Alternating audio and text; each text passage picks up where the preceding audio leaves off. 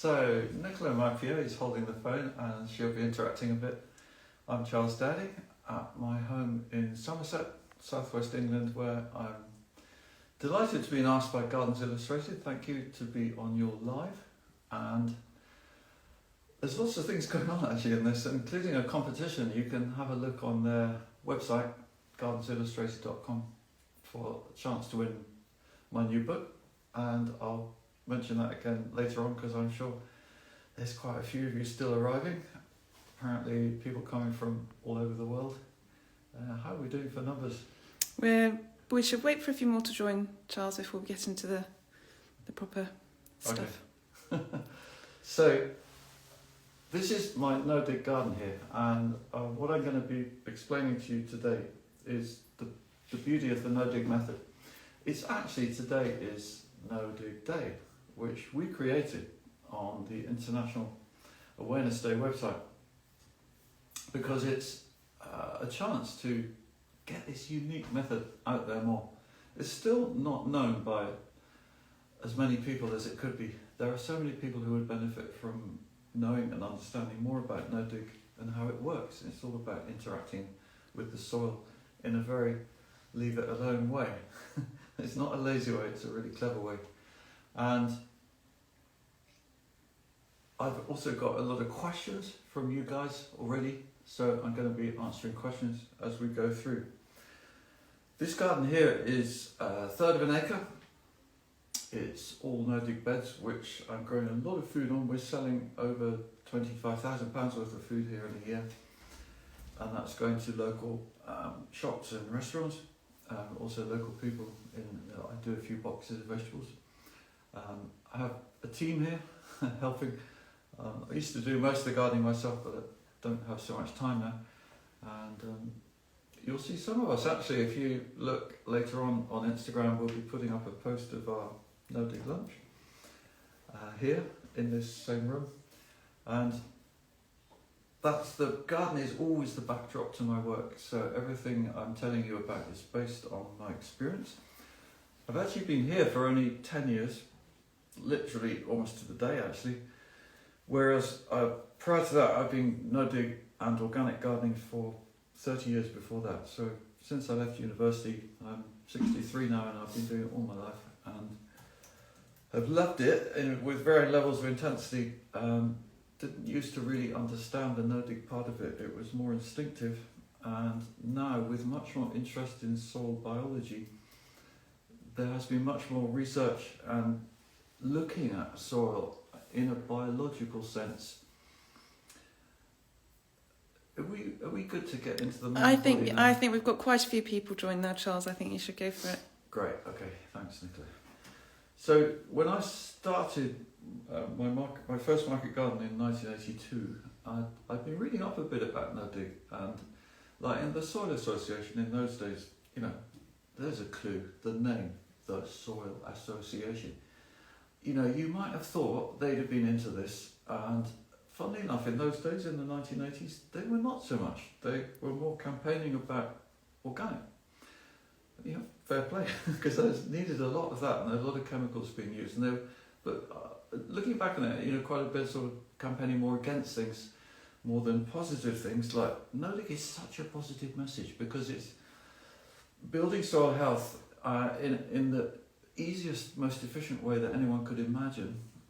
You're doing something really good for the planet, and you're improving life for yourself by making your gardening easier, whether you're a vegetable grower, an ornamental gardener, whatever your kind of gardening you do.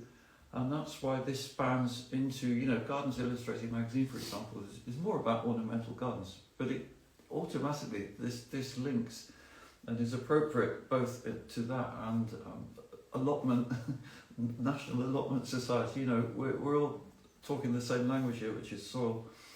And no-dig is such a simple thing. It actually puzzles me why more people haven't got into it. But when I started, it wasn't really.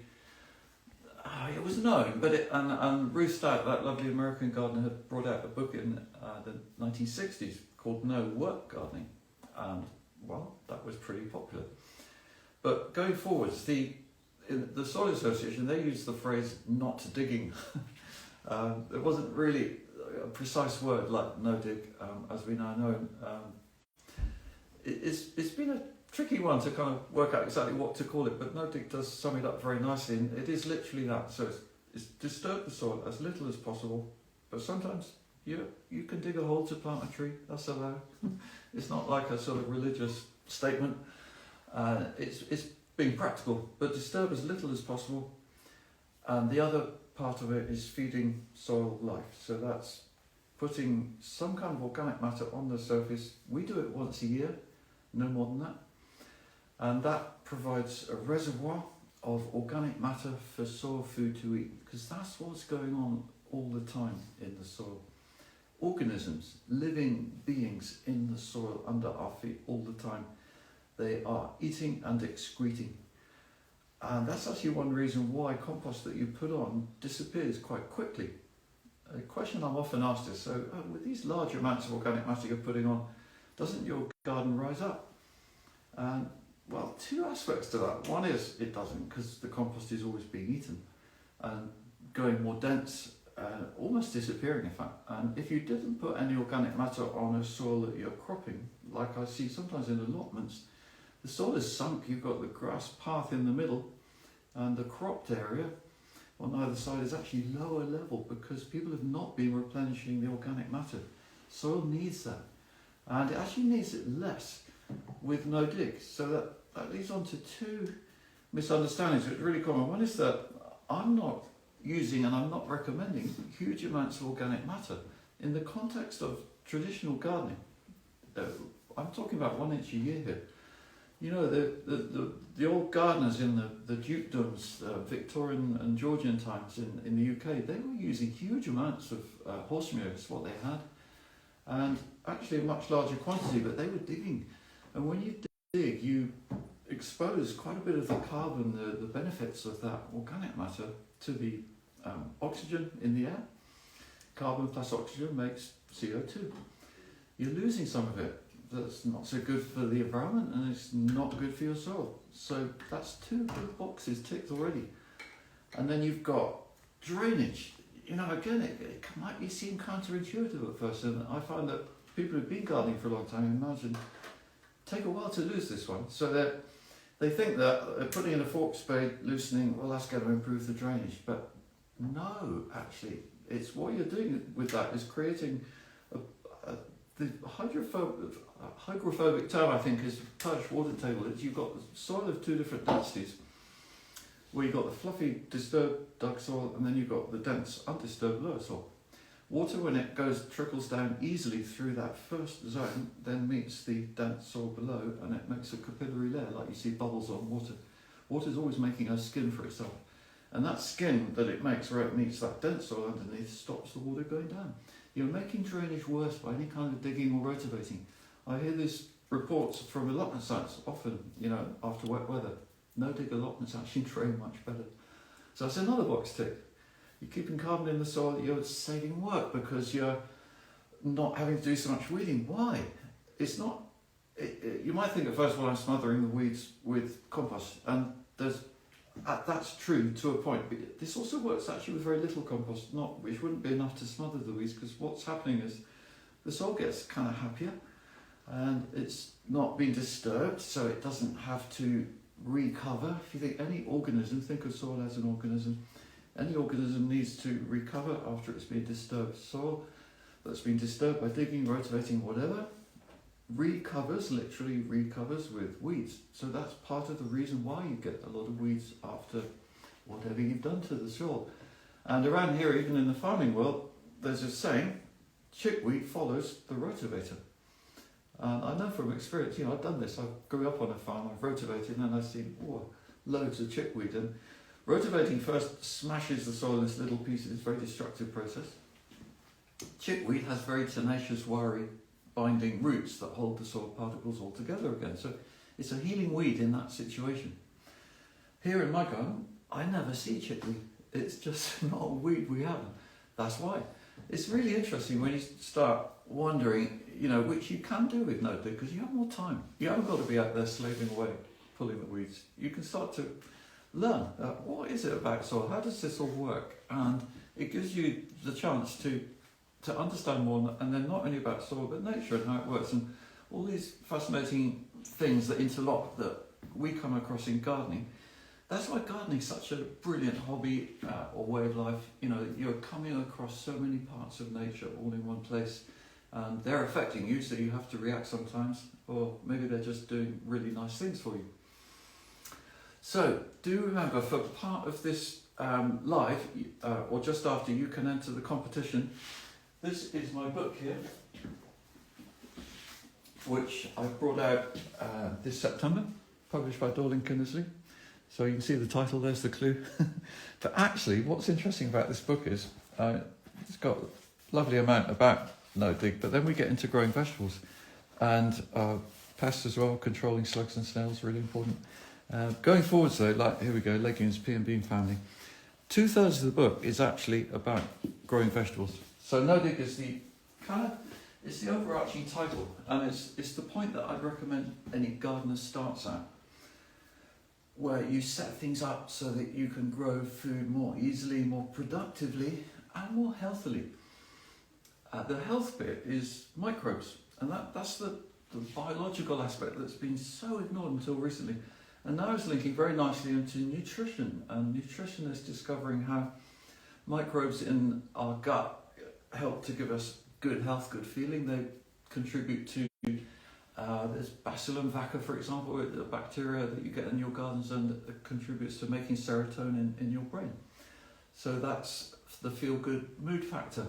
That's another reason why so many of us like gardening. But you get more of it when you build up positive, healthy microbes with no-dig. So they're on your food as well, you'll never see them. I personally feel I've been making eating more vegetables over the last 10 years even than I did before. And you know, I feel that's made me more healthy. I feel really sparky. The gut is 1/4 of your brain. That then makes sense. You know, if you want to have a good active brain and eat lots of food from your garden and get the soil on your hands as well. Unless you've got a very good reason to wear gloves, I'd recommend you don't. I mean, I've always got really dirty fingernails, but it's kind of mark of pride almost. But you know, I think it's a healthy thing actually. Right, I want to show you compost, because this is a part of good gardening. This is some compost we've made here in the last year. This one's about 10 months old, and you can see it does look pretty nice. But two things we don't do when we're spreading is we don't remove these woody bits. So that's a piece of old wood. It's starting to go soft, and that will continue to decay in a fungal manner that contributes to the fungal life in the soil, which is so important. Fungi are 99.999% good. Until recently they had a bad name because you've got things like the fungi that make late blight disease, fungal disease on potato leaves and tomato leaves, for example. Okay, yeah, that's a fungus, but that's one of the rare, difficult ones. So we're leaving all these little woody bits, we're not sieving it, and I'm not sieving out lumps either. We'll break them up as far as is practical, but I don't mind if a lump that size, say, maybe golf-size ball or smaller than a golf ball, goes on the ground, because that'll get broken up anyway by weather. With no-dig, you're leaving always the compost on top.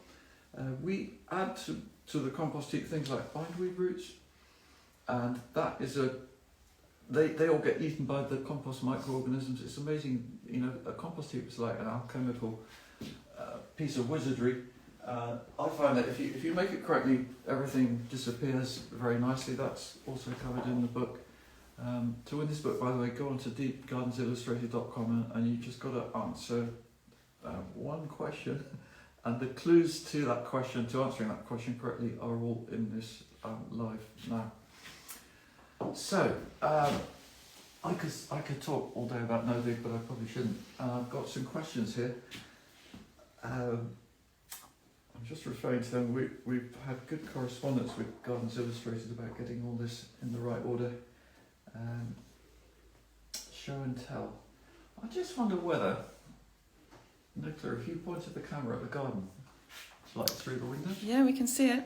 Just try it, and that you can then see a little bit of the garden. In fact, the very first two beds, you see there's a beautiful dahlia there. That pink and rose dahlia I sowed last April, and it's been living and flowering there ever since. I don't remove the tubers in the winter. We go down to -5 here, not too cold. And those two beds, the bed behind the dahlia is the no-dig bed, and the bed to the left of it is the dig bed. So that's the two beds of my trials. And those two beds, we record all the harvests, and they're one way that we're learning more about no-dig.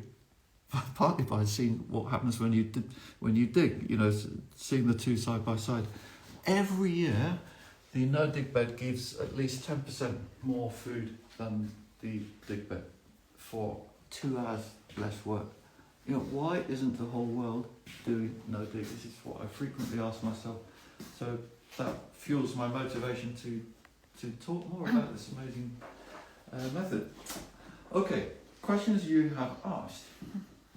Where did the idea of no-dig come from? I wish I knew. I mean, it's been practiced, I think, for millennia, and probably long before. So this latest surge of interest has been triggered considerably by my work, but it's very much been around for a long time, and I would say it's a time-honoured way actually to garden. It's just working out the details, like the organic matter. Why should we be going no-dig? Well, for all these strong environmental reasons I've just given, and one thing you're doing, one key thing, you're allowing soil life to thrive. If your soil life is thriving from not being disturbed, it can do things like hanging on to all the nutrients. You've got a strong mycelial network there, so you're getting less leaching of food away from your soil. You've got a healthier, vibrant soil that's going to give you health. There's just so many reasons. Are there crops that work better or worse with no-dig that you've found? Well, that's where this experiment is so interesting, having two beds side by side. And I've actually not noticed any single vegetable that grows better after digging. Potatoes come close. So the harvest of potatoes every year is quite similar actually from the dig and no-dig bed. But then what's interesting after that is I always follow the potatoes with leeks. So we've just harvest the second early potatoes by mid-July, sometimes earlier actually, or maybe first earlies. Put in these leek plants straight away that are 3 months old, and they're now there, thriving and really big already. But the ones on the no-dig bed are way bigger and stronger. They've got a different colour to their leaf. It's got much more luster compared to the dig bed. So although we have the same potatoes, I would say there's something wrong with the soil. That's how I see it. For me, it just looks like that. You look at the plants, they just don't look so strong and healthy. Okay, now this is a key one. I'd like to go no-dig, but I'm worried about the cost of mulch. Do you have any tips for no-dig on a budget? Yes. For one thing, don't buy wooden sides. Quite often I'm asked this one, and at the same time people are making raised beds. You don't need them. And there might be exceptional circumstances where you need wooden sides, but generally speaking, they're not necessary. You can save a lot of money on wood, buy it on compost instead. And actually you need less compost than you might be imagining. You can start no-dig with 5 centimetres, 2 inches, even 3 centimetres. You just won't get such amazing results. And that's why normally I'm recommending for the very first phase, first year, to kind of lift your soil onto a fertile plateau where it will continue doing really well for years to come. So that first purchase of compost, which you will be buying because you're unlikely to be able to make enough to start out in this way, unless you're making just one bed maybe. It's a long-term investment. It's just worth every penny. If you literally have not got that money, then start with less, and you will have to do a bit more weeding. Your harvest will be slightly less abundant, but you're still doing no-dig and you'll be reaping many of these benefits. When do you apply mulch? Just to be clear on that word, mulch means any kind of surface matter, something that's on top of the soil. It can be plastic even, actually, that's a mulch. We're talking here about mulch as organic matter, and I'm recommending compost that's best for vegetables, but mulch is actually, especially for ornamental gardens with established plants, can be like wood chip and undecomposed mulches. We don't use them though in vegetables because you tend to get slugs and a lot of wood lice sometimes from using mulches like that. So the mulch I'm talking about, compost for the beds, best time of year to put it on is now. It's the way nature works. You've got organic matter dying, tree leaves falling, and pasture grasses dying, weeds and everything. And the soil life is hungry and ready to eat. But you can put it on any time. Just now is a really good time. That's why we made No-Dig Day 3rd November. What can you use as a mulch? Well, compost is best on beds. We actually also, on the pathways, we put some wood chip which preferably will be small pieces because they decompose more quickly. And if you can age them a bit first, then they will give fertility more quickly and food more quickly to your soil inhabitants. But fresh wood chips is okay. If they're older, that's even better. And again, both of these are not a thick layer. 3 centimetres is plenty. Once a year. Once a year.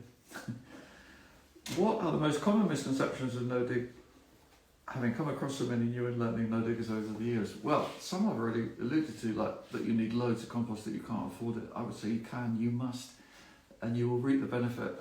No-dig does not use more compost than digging. That's a common misconception. And that again is shown by my trial, where both beds receive the same amount of compost every year, and the no-dig bed consistently gives 10% more food. So basically that means no-dig needs 10% less compost than if you're digging. What do you say to people who say we shouldn't be importing lots of new topsoil into our gardens as it is a scarce resource? Okay, there's 2 interesting things about this question. One is that they say topsoil, because certainly I would never recommend that. Don't import topsoil into your garden. I think it almost might be they weren't really thinking too clearly on that. But I'm talking about getting hold of compost, which means any kind of organic matter. It doesn't need to be perfect compost. It might be beautiful compost that comes in a sack or in some kind of container from a garden centre, say, but it can be old wood chip. It could be some compost you find in the corner of an old churchyard. It could be anything decomposed. It could be old animal manure that's quite lumpy. So don't worry if it doesn't look perfect. It can be anything that started life as a plant, basically, that's been consumed by an animal or not, and that's become something reasonably dark and crumbly. That's compost. I do not feel bad about importing some into my garden. In my case, I'm selling 3 tons of vegetables to my customers every year, and none of them are returning any of their poo. So, you know, if we try and talk about closed loops, often that question does not make sense. There's an interchange of organic matter going on in the world all the time between, say, people who are producing food, people who are consuming, people doing this, that and the other. You've got people with coffee grounds in the cafe shop. You know, what are they going to do with them if we don't grab them and put them in our compost heap, that kind of thing. And likewise wood, so tree surgeon waste. Any of you probably, or many of you certainly, could find a local tree surgeon who'll more than happily give you some of his wood chippings, because for him it's a waste. This is the beauty of gardening. We're using waste products from other people, converting them into valuable produce, compost to make our lovely plants and make our garden more healthy. What depth of organic material is required to maintain optimum growing conditions for each different crop? So those 4 words at the end of that question were the key ones, because it's often assumed that you need different amounts of compost or fertility for different plants. Why? Well, that could be a long one to answer if I go too deeply into that, but all I would say is that here, and what I recommend for you, that we put on the same amount of compost on every bed every year, whether we're going to grow carrots, lettuce, spinach, potatoes, onions, leeks, anything, because it's not about feeding plants. That's the language of the fertilizer companies and people who want to sell you nutrients. I'm talking the language of soil and soil life, biology, organisms who want to eat. They're not concerned about what's going to grow. They will make food available to whatever you plant, and so you're not going to have leaching of food because you put a lot of compost on for your carrots or whatever's sometimes said. You know, that doesn't work like that. Compost holds nutrients and in water insoluble form, as does soil, which is strong and healthy. So just put the same amount on all your soil every year. This is not a huge amount, 3 centimetre, if that even, depending a bit on the quality of the compost, and you'll be fine. You know, they're all related to these questions. It's very interesting. How do you use green manures effectively in a no-dig system? Well, basically I don't. You don't need them. That's probably the main thing to say. But you can use them if you want, and we do use them sometimes. But mainly I don't use them very much, at least, because I want to grow vegetables. You know, in my garden, I'm not about growing fancy crops for other purposes. I want to grow food. This is a 3rd acre, really intensive vegetable growing, and so right through the year you can do successional plantings. We don't put any more compost on in the summer for the successional plantings. We keep the beds full all the time with food. If you do have a gap towards the end of the season, you can't sow green manures in the winter. If you sow or try and sow green manure now, it's hardly going to grow. It's winter. Things don't get going much. They'll grow from an established root system. So you could have sowed something like white mustard in September, October, for example. Have a look on my website for more details of this sort of thing. Should you replenish after each crop if you're growing successionally? Well, basically, as I suggested, no, because you're building long-term fertility that's held in the soil. It's not about giving nutrients to each plant. And likewise, should you allow a fallow period between planting successional crops, and if so, for how long? Well, in my book, fallow, that comes from the Middle Ages. You know, that whole kind of understanding, and they didn't have access to compost, for example. Maybe some of the gardeners in the Middle Ages made compost heaps, but that was more farming too. So wheat, barley, fallow. Fallow means growing weeds, as far as I can see from what they were doing then.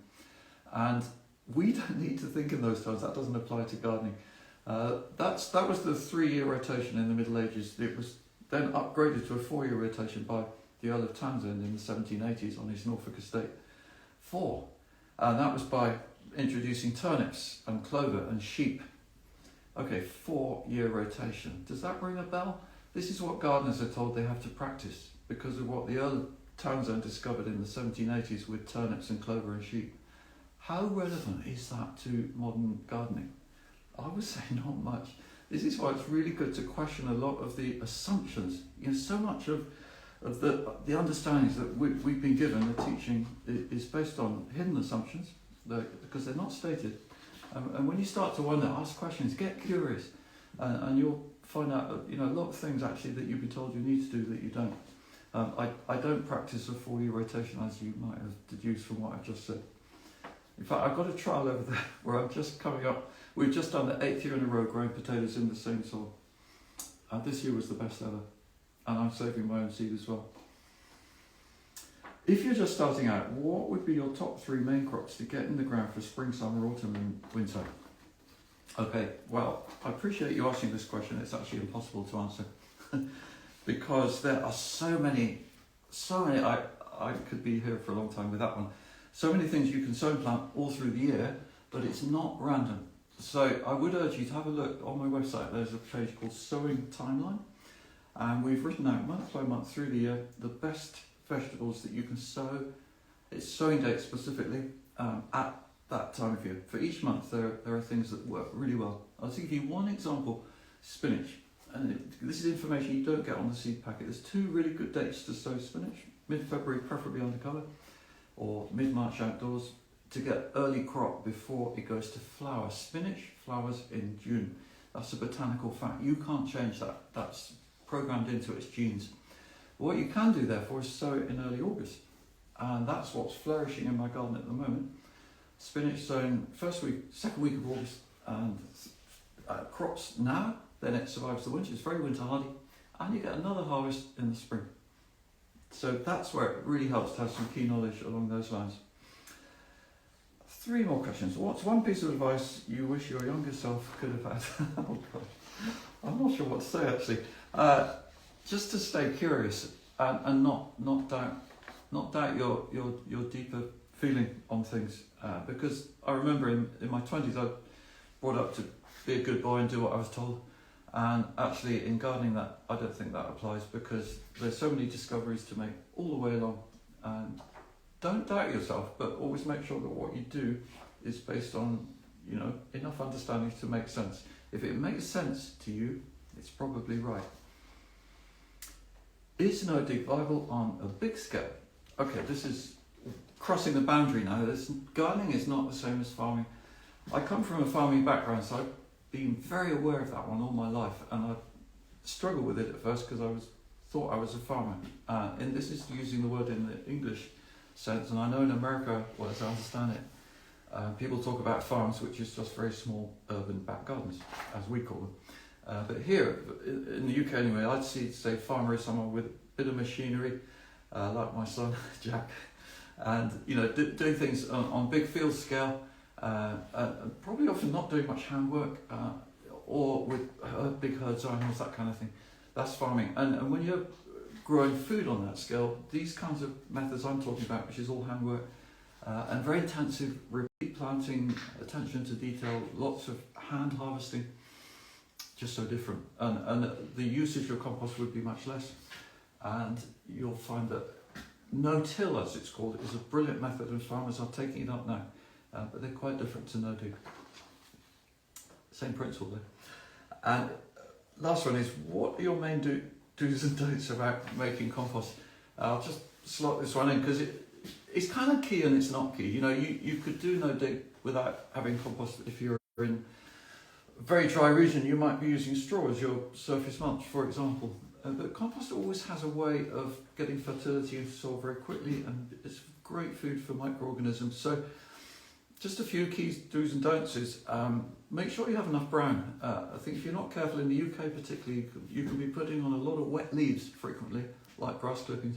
If you don't get some brown material in there, like half decomposed wood chips, soil, paper, cardboard, that kind of thing, your heap will go soggy.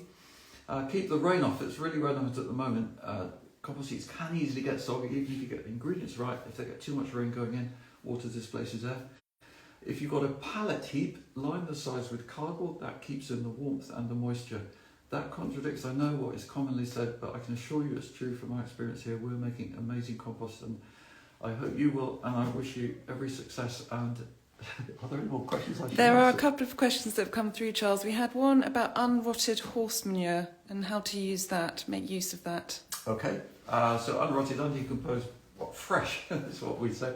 So be careful if it depends what the horses are bedding on. Manure is a potentially confusing word because as well as the poo that animals have excreted, it includes the bedding, which might be wood chips. If it's wood chips, I would not use it because it's more like a wood chip mulch for your path basically, or pile it up for a couple of years before you use it. If they're bedded on straw, you could get away with it as a surface mulch. It will work for your plants, but what it'll tend to do is harbour slugs, lumps of wet straw.